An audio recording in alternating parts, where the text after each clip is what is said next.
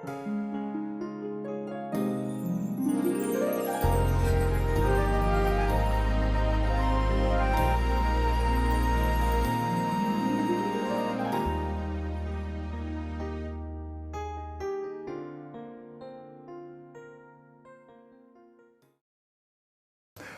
day, brothers and sisters. Welcome to EWTN again, and welcome to our special program, The Church and the Poor, in this extraordinary Jubilee year of mercy. Welcome, Father Brian and Father Hayden. It's good to see you again. Thank you, Father. With you. Great, Nice to be here. great. And I'm sure the EWTN watchers are very, very happy to see our community grow and to meet both of you who are the pillars of Missionaries of the Poor. Joy to serve. Thank you. With you. Yes. Now, we thought that one of the most extraordinary passages that would create questions and inquiries from all kinds of people is this passage on chapter 15 of St. Luke, where the parable of the lost sheep is presented by the Lord. The tax collectors and sinners were all drawing near to listen to him. But the Pharisees and scribes began to complain, "This man welcomes sinners and eats with them." So to them he addressed the parable. "What man among you, having 100 sheep and losing one of them, would not leave the 99 in the desert and go after the lost one and seek to find it? And when he does find it, he sets it on his shoulder with great joy. And upon his arrival home, he calls together his friends and neighbors and says to them, 'Rejoice with me, because I have found my lost sheep.' I tell you, in just the same way, there will be more joy in heaven over one sinner who repents than over 99 righteous people who have no need of repentance." Now, this is extraordinary. I mean, why would one lost sheep be of such value to the shepherd? He already has 99 and they're saved.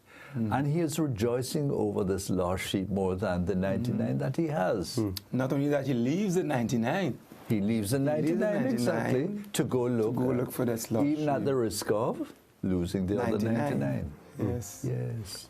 God's maths is very strange. Yeah, very peculiar. Strange mathematics here. You'd be happy over 99, but he's finding joy in one. You know, it's strange. Why would the lost sheep be so loved by the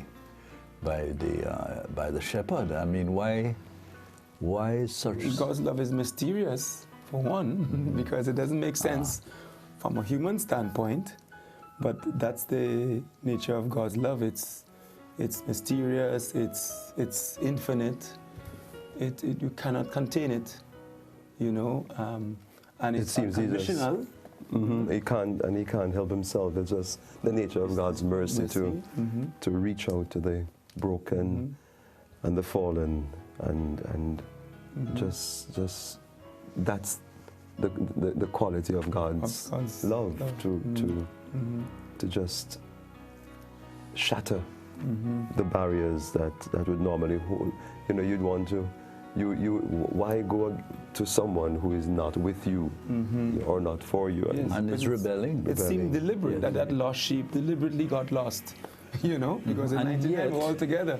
And yet he leaves that 99, which means that first, certainly God's mathematics defies our mathematics, our logic.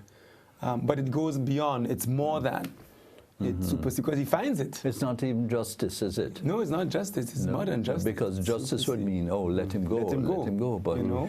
He seeks after Or if he finds him, he slaughters him. Anger reacts to his, why did you go astray? Yes. And funny enough, right after this comes the prodigal son, which is, is that right? almost very visible. Okay, yes, another powerful. And what is striking to you is the joy, the great joy that the Lord. And if I apply this to my own self, you know, we come to religious life seeking the grace of God's mercy, you know. Yes. They say, what is it? The monastery is a refuge. What is it? Refuge of sinners, comfort of the afflicted. I've heard that so many times. Hello, here I am. MOP is not just saints, but for men who are. And actually, the monastery traditionally was a place where men come, not because they were saints, but because they really wanted to taste and to drink of that mercy, you know? Yesterday, I was walking down Rum Lane, just in South Side here, and it was most extraordinary. I like the name, Rum Lane. Rum Lane, imagine, for drunkards. Yes. But we were walking along, and you know, just along the little sidewalks, they have all these broken down chairs, and these women and children and men were sitting there. So a lady came up to me and she said, "Father, you know who I am?" And I said, "Who are you?"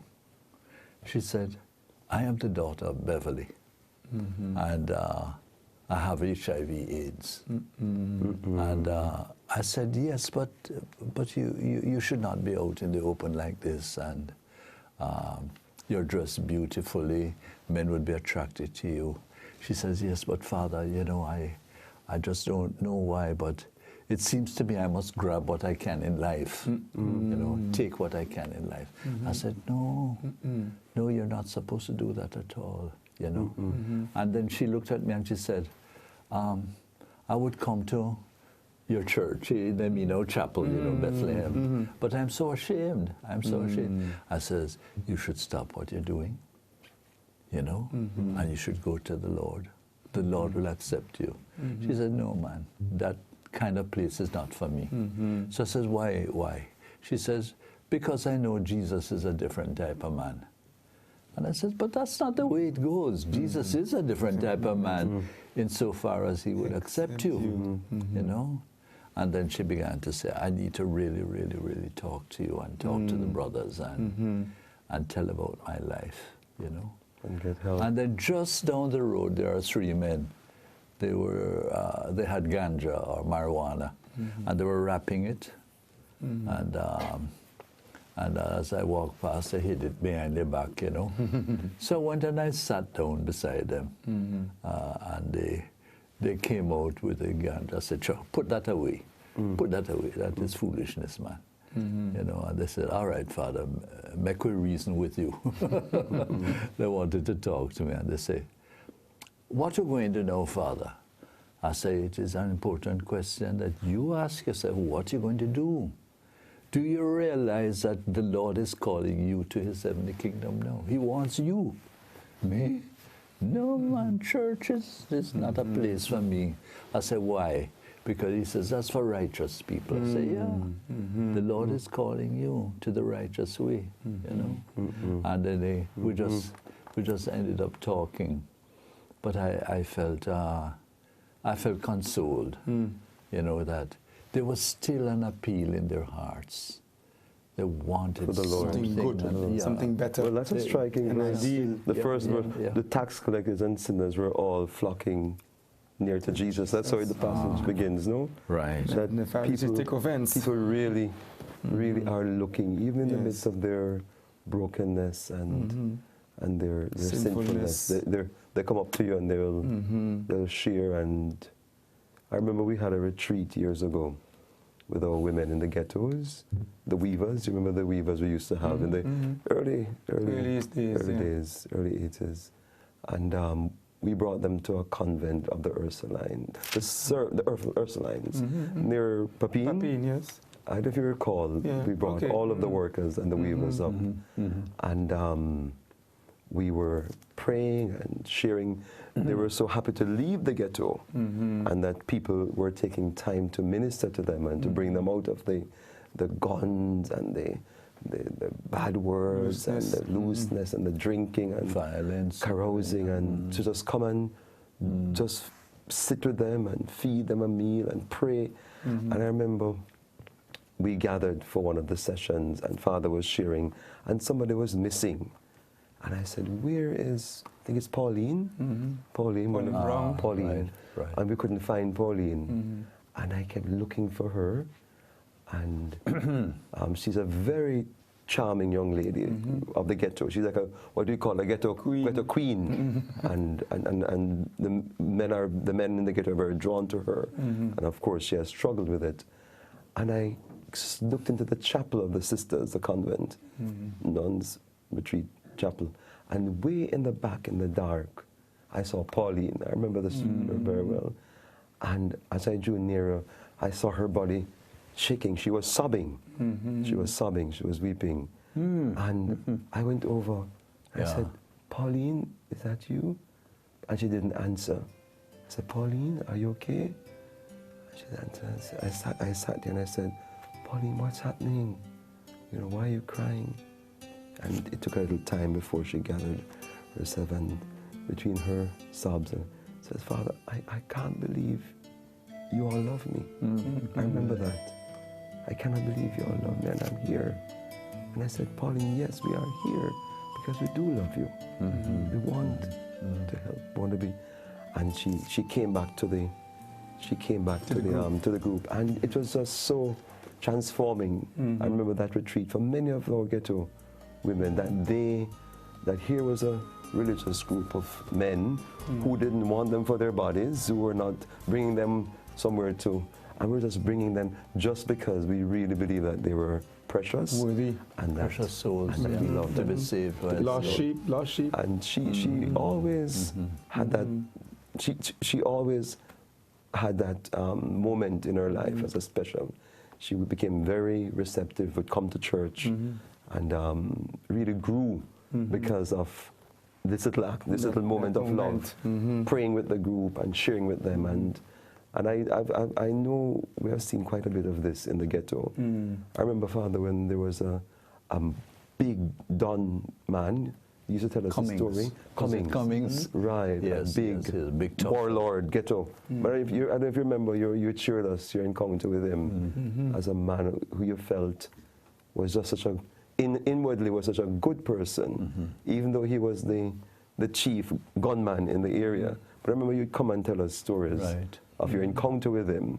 Yes. And how you felt innate goodness within his soul that touched you. He wanted to protect us so much. But he would protect us by being a gunman. But there was something soft in him, and there was something vulnerable in him. He wanted to. He wanted something else in life than being a rough, tough ghetto man. And he used to all the time want to protect the brothers when there was gunfights in the area, south side and so forth. He wanted to make sure, you all right, Father? The brothers all right? I remember the time when they were shooting, and the brothers were driving in the van, and they stopped the shooting. They were shooting from one street to the other, and the van of the brothers came and said, hold on, move, brothers, move! And the van went through, and after the brothers passed, but you always told us, Father, about, you sensed that there was like a cry for Father. In these men you met in the ghettos, that they were in the prisons. Yes. They were looking. There was something for Father's love. And in you, when they cried out, Father, you know, there was that in the presence in the ghettos, where they never had a religious or a priest coming among them. Taking interest in them. The ghetto priest was here, and in them, in your presence, and bringing us along with you in the slums, they began to sense that they were loved, that there was a Father, that here comes a group of men living among us as a religious community by choice, choosing to be in these rough neighborhoods. You know what is also interesting? You realize how universal there is. First of all, the universality of sin, but also the universal need for mercy. You know, when we have all these volunteers that come for retreats, and our places are so packed up in the mountains, but in the last 2 or 3 that we have had up in the mountains, it began to repeat almost like a theme. You know, my daughter, she's a lesbian, or my son is a homosexual, and one story of one of the boys being transvestite, and all these matters. Suicide stories. Suicide stories, so many suicide stories. And you realize that there is in that, in our times, which Pope Francis has iterated so often, this time is calling for mercy. How do we handle our children? How do we handle our husbands who have been unfaithful? Or how do we handle our wives who are unfaithful? You know? And it comes back to the mercy of God, who is able to welcome people. Not to call wrong right and right wrong, but all the time to have an attitude of forgiveness, you know, to say, look, you can overcome. You can overcome. You know, I love you, you're my daughter. I love you, you're my son. And not condemn. And I think this is what judgment means, condemnation in the scriptures. We're to condemn nobody, but we're always to have an attitude of openness, as Jesus, the shepherd, had. The shepherd. You know, and we've got to become expert fishermen. You know, catching fish. This way you have to angle.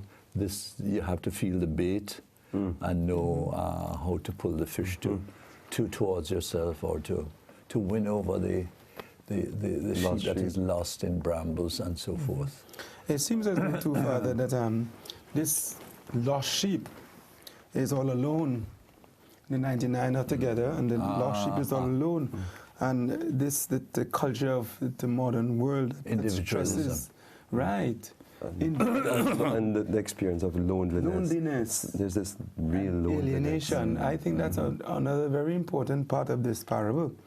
That is when we stray from the community. You know, when we separate ourselves from the community, from the unity of brotherhood, we become lost. Family,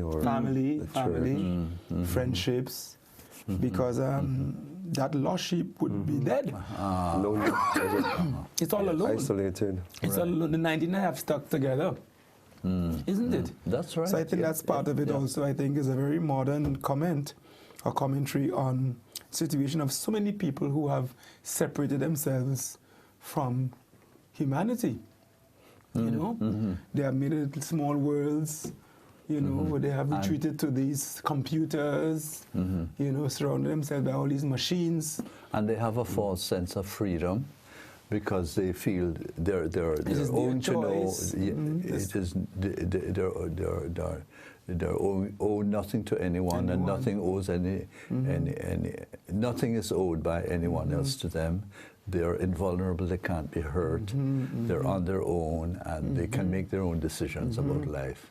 And there's this very, very false sense of freedom. So when people come down here, and all of a sudden they go down to the centers, and they have all these very, very poor ghetto people welcome them, embrace, throw their arms around them, smiling at them, as poor as they are, calling their names. They have remembered them from the previous visit, and there's a warmth. It strikes them powerfully, as if to say, but I came here to give, but I'm receiving all this love from all these people, you know. And it's a strange way, the way the Lord twists things around, you know, that the forgotten ones end up being your source of love and meaning and purpose in life, you know. Or when they come to the brothers, and they see the brothers are living together and eating together, praying together, recreating together. Quite different from what they experience. Yes. A lot of loneliness and separation. And Jesus was very wise when he invented community and the church to provide that experience of belonging and friendship and caring, brotherhood. Real. That's the spirituality of the brotherhood. That sense of union with people, union of hearts and minds that otherwise would be lost. I really value that point you mentioned, Brother Hayden, about the loneliness, which is a theme so relevant to our age. Today. I remember when we met Mother Teresa, Father, in the early days when she came to visit us. 30 years ago. 30 years Yes. ago. And her words for the West, for poverty in the West, that she found that was one of the deepest experience of poverty. That it wasn't for bread. I remember she would say, well, it wasn't poverty for bread or for but emptiness and loneliness. This sense of abandonment, being unloved and unwanted and separated. And the Lord really seems to know his people well. The condition of the lost sheep. That in that condition, you have to have people willing to reach out, because there's no other hope, no other way, and there's a joy that we receive when we have reached out to such a soul, or when we might be in that situation ourselves, our own experience of sin, and somebody else, extends a hand, rescues or a us, word, and lifts us up. That he rejoices in this. That there's a joy the Lord is offering, especially in this Jubilee year, with the Holy Father urging us on to this joy. We receive people. We receive people. We receive people as we must, brothers. We receive people from all over the world, We turn nobody all back. faiths and none. All faiths, atheists included. Atheists included. We welcome them because they're part of the brotherhood too. They're part of humanity. We reject no one. The problem in our modern times, I believe, is the culture. The modern culture tries to drive a wedge between people. And so we find that there's tremendous amount of division that's happening in family now. Parents, as it says in the scriptures, against their children, fathers against their divorce, sons, 60%, 60% of marriages in America alone ends in divorce. Lots and lots of young people living without cohabitation. No real marriage and commitment to one another. I want to keep apart and separate, so that I'm not accountable to anybody at all, and that leads to such sadness and loneliness. Mother Teresa did call it the greatest spiritual poverty. Than the poverty that she saw in Calcutta. It was worse than the hunger for bread and hunger for clothes or food. But the truth is we're all free. We're all free to become sisters and priests and to become Christians. I mean, so we must be aware. There's a very deceptive matter that the devil is putting forward to people, I believe, that this is a better way and an advanced way of living. I really think it's a lie. Being all alone. Being all alone and being separate and individualistic means being progressive, But the truth of it is interdependence, is much better than independence. And the need to really understand, humbly, I need others. I need to live with others, and I need to make compromises in my life. I can't be uncompromising and absolute about what I want to do and what I want to be. I must learn to live and work and be with other people. So, Father, what you would say then is, based on what we're hearing here in this parable, and in the light of the Jubilee year, we're being called to build community. Build community. In terms of this loneliness. It just struck me as that idea of people being lonely and abandoned. And I remember, Father, in the early days, you were my teacher in my class when I was 17, 18. And one of the things you would share with us when you brought us to Eventide home, the government poorhouse, and into the ghettos, how you would just, as a young Jesuit priest, you would see people on the streets, abandoned, old lady, a crippled girl here, a blind man over there. and the yearning. I remember you shared this with us, that you had the vision, the Wayward Street Boys. You just had a vision of just getting a big house and bringing everybody together in the yard. And that's how Apostolate literally started, you know, the Jamaican yard scene where all these families are broken and people are abandoned and lonely. And that is the vision for the founding of our charism. All I can say is, Christians, come forward. Young men, young women, older people. The new good news that you've got to reintroduce into our Christian faith is, let's be a community at our churches, in our families. Throw open the doors. Don't separate yourself from people. Young men, come and join Missionaries of the Poor and other religious communities. Yes. Young women to Father. Young women, come and join our sisterhood or join other sister communities. And churches, make sure that above all your people are one of heart and mind, working together, appreciating one another, serving one another. And if you do that to the least of your brothers and sisters, even in your churches, you're going to find your parish comes alive. Moreover, connect with a world that has been adrift and separated, because everybody's so afraid. Everybody's so afraid of losing their wealth and not being capable of loving the poor and the most forgotten. Be as Christ wants us. As our community is, you can also be.